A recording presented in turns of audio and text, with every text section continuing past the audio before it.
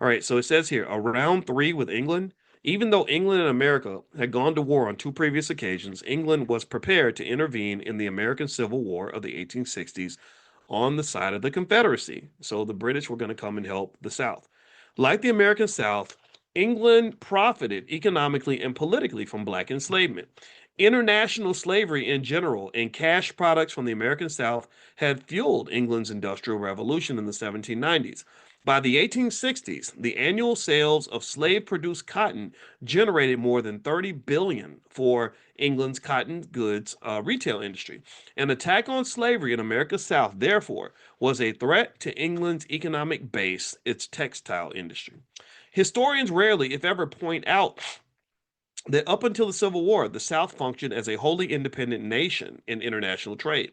The firing on Fort Sumter had international economic repercussions.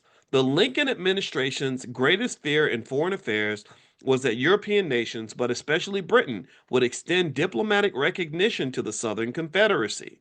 Britain's recognition of the South would have legitimized secession from the Union and undermined the U.S. Constitution. Intervention would have inevitably led to another British American War. The Prime Minister, Lord Palmerston, who bore the ultimate responsibility for any decision to intervene in the American Civil War, insisted that Great Britain wait until a decisive Southern Confederacy victory over the Northern Union forces occurred. Then they would jump in.